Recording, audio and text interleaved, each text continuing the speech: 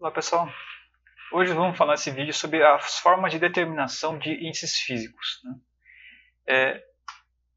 A gente tinha visto então na última aula, né, que a gente tem 9 índices físicos, né? Assim, é uma quantidade bem considerável aí de índices para serem determinados, né? Então a gente tem aqui umidade, porosidade, índice de vazios, grau de saturação, as massas específicas natural, do sólido, saturado, aparência seca e submersa, né?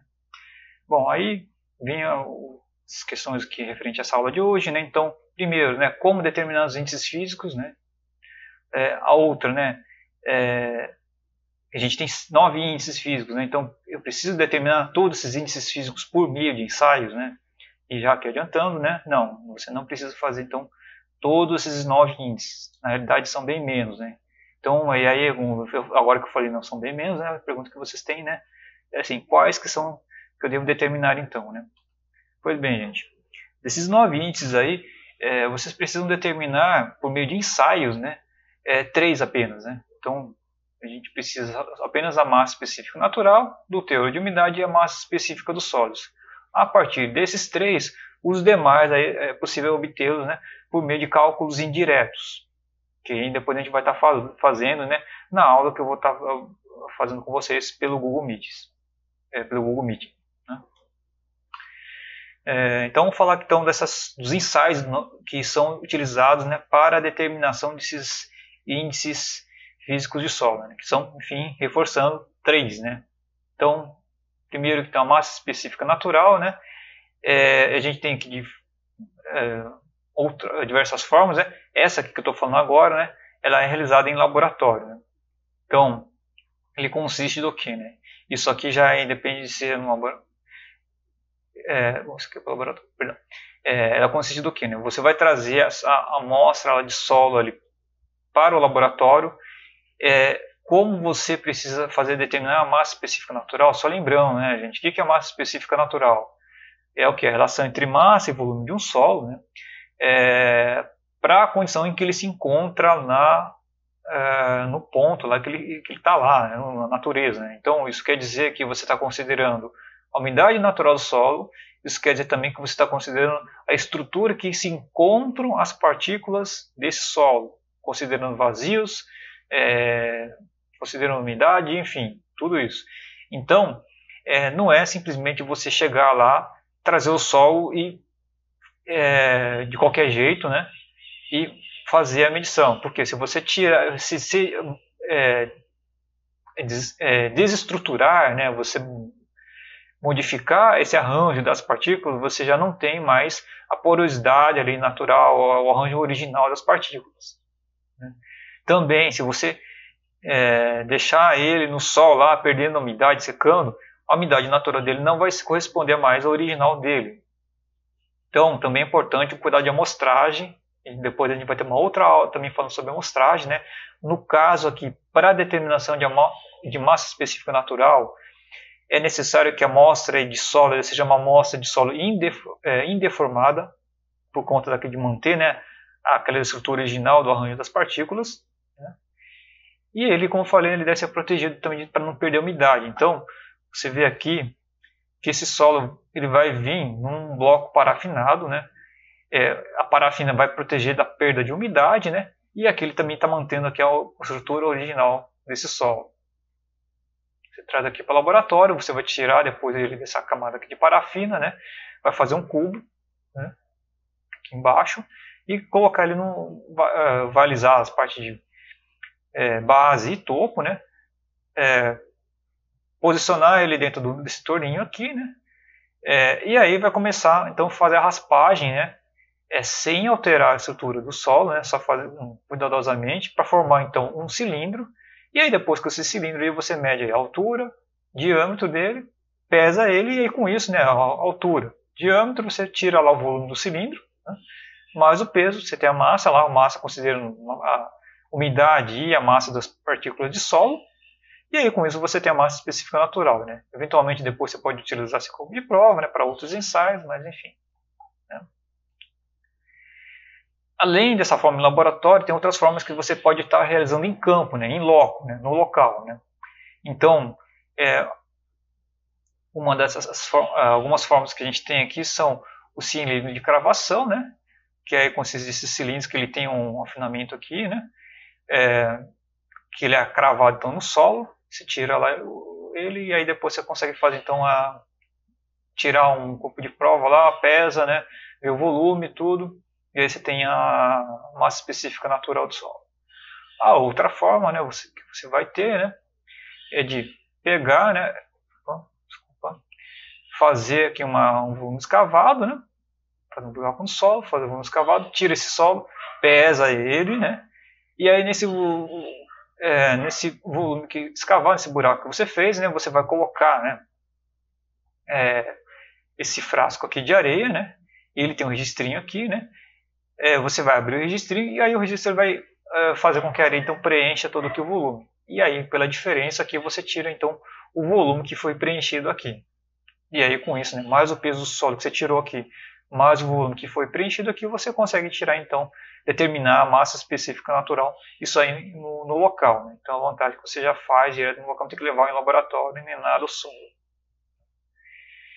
Bom, segundo isso que a gente vai ter, vai ser o teor de umidade, né? Essa forma que é determinada em laboratório, né?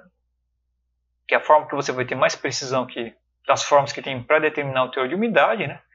É bem simples, né? Consiste de você fazer o quê, né? Você pegar uma porção de solo, né? Faz o peso inicial dele na condição que ele tem a umidade inicial, certo? Pesa ele, a gente usa dessas cápsulas pequenas aqui de alumínio, né? Você vai, coloca lá o solo, faz o peso inicial, você vai ter aqui o peso inicial do solo mais cápsula, né, o que a gente chama aqui de M1. Aí vai levar essa cápsula até a estufa, né? Tem a estufa. Essa estufa vai estar sim, 105 graus Celsius, né? E aí geralmente fica, enfim, vai depender da quantidade de solo que você tem, o tipo de solo, né? Então pode ser 10, 24 horas, enfim, depende das condições aí que você vai ter, né? A cápsula ela vai ficar destampada, né? E aí depois disso você vai pegar e pesar o solo após a secagem, né? Você vai ter o M2 que vai ser o quê? Cápsula mais solo seco. Vai ter anotado esse M2. Você também tem o M0 que corresponde ao peso só da cápsula, a tara da cápsula. E aí por essa diferença entre peso inicial do solo menos o peso seco, né? A gente vai tirar o quê? Aqui a gente vai tirar a água, né? Porque a gente está tirando aqui o M2 aqui seria o peso a tara da cápsula mais a massa de solo só, né? O MS.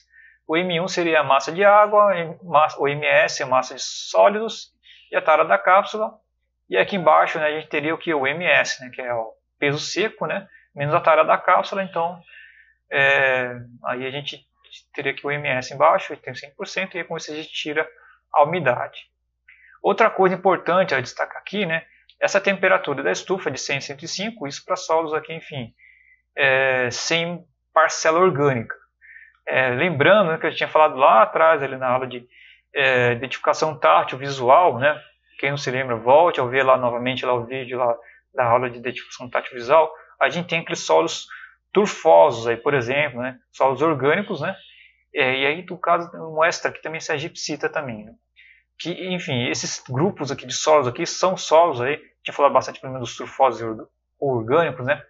Que são solos aí que tem bastante matéria orgânica e que essa matéria orgânica é inflamável, né? Então, se a gente deixar na temperatura de 100 a 105, a gente vai ter a perda de parte do solo por volatilização. E isso vai alterar, então, o índice, né, na caracterização de umidade do solo. Então, aí nessas situações que você agipsita também, se você tiver uma temperatura dessa aqui, você vai perder parte dos sólidos que compõem o solo. Então, para essas situações aqui, a temperatura então seria de 60 a 65 graus Celsius. E aí o tempo acaba sendo um pouquinho mais estendido, né? Enfim, tudo depende do tipo de solo que você vai ter. Né? Mas, enfim, ressaltar aqui, né, que depende, assim, se você tiver esse tipo de solos, né, ficar atento, porque se você vai ter que deixar a estufa numa temperatura menor, porque se estiver na outra temperatura, você vai começar a ter erros, né, na medida.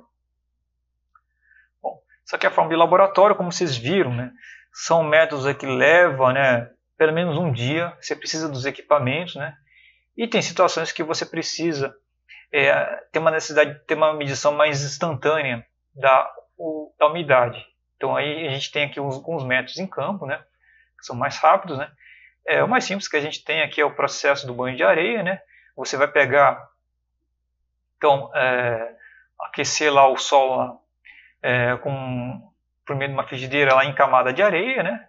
Só que, e aí faz o peso inicial de solo, coloca ele na frigideira lá, aquecido ali com essa camada de areia para proteger o solo, vê o peso depois desse aquecimento, né?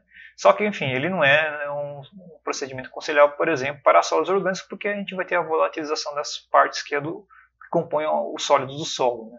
Então, nessa situação ele não vai funcionar, né? O processo, então, é aqui bem rápido. Outro é, né, o método do álcool etílico, que aí no caso você vai utilizar álcool, né, no solo e acender, né? Isso também vai volatilizar rapidamente a água, né? Também não vai funcionar para solos orgânicos, né, gente? Outro método aqui é a balança com infravermelho, que vocês estão vendo a imagem aqui ao lado, né? Então é uma balança, ela vai ter, você coloca o solo, vê o peso inicial, liga a lâmpada de infravermelho, essa lâmpada de infravermelho gera calor, e aí com isso você vai tendo a evaporação de água. Você regula, né, esse infravermelho, é mais lógico, né, se colocar intensidades muito altas, você tende a ter um pouco de erro de determinações aí por excesso de temperatura aí também. E aí o último método aí também bem rápido, né, é o SPEED, né, o kit Speed Moisture Test, né, que consiste então dessa reação aqui de carbureto de cálcio, né, do carbureto de cálcio com água, formando então o gás acetileno e hidróxido de cálcio. Né? O hidróxido de cálcio vai ficar precipitado lá e o acetileno é um gás. Né? Então, a água que estiver presente no solo, ela vai gerar, pela reação, vai gerar uma transformação, vai gerar um gás. Esse gás aqui, se você tiver numa câmara fechada, ela vai gerar pressão. Então essa que é a ideia aqui do Speed. Né? Então esse aqui é o kit, né, do Speed Moisture Test, né? Vem nessa maletinha. Essa aqui é a câmara, né? Então a câmara é hermeticamente fechada, ela não vai deixar vazar o gás, né? Nessa câmara que você coloca uma massa de solo já pesada, né? Dentro dessa câmara também você coloca uma dessas ampolinhas aqui, uma ampolinha de vidro aí que contém o carbureto de cálcio. Também coloca uma esfera metálica para quebrar essa ampola e fazer reação, né? Na hora que você vai colocar, então, você vai colocar o solo, colocar a ampola, coloca essa esfera com cuidado, porque a ideia é que você não deve quebrar essa ampola depois que isso aqui estiver fechado, né? Então, você coloca solo, ampola, a esfera, fecha hermeticamente, fechou hermeticamente, ok, aí sim agita esse negócio para quebrar a ampola e gerar a reação do solo com o carbureto de cálcio, que vai gerar uma pressão. Vocês estão vendo que aqui em cima tem um manômetro. Esse manômetro vai ler a pressão gerada dentro do gás acetileno por meio dessa reação. E aí depois você tem uma tabelinha, que é uma tabela do kit, né, que relaciona lá essa pressão aqui, leitura do manômetro com a umidade. Também tem algumas correções, né, a vantagem que é um processo aí bem rápido mesmo, né, tem aí uma boa precisão, né.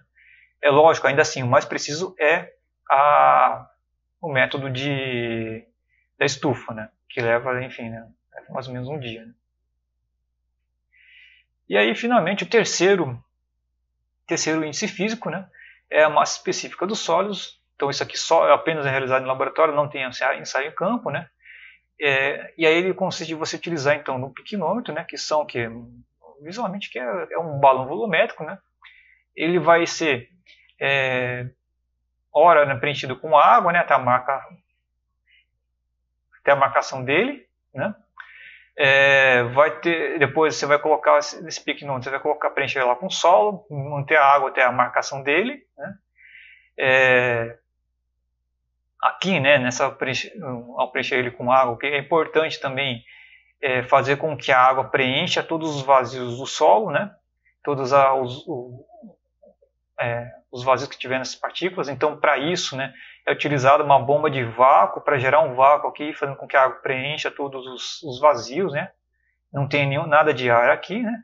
A água então é completada até a marcação.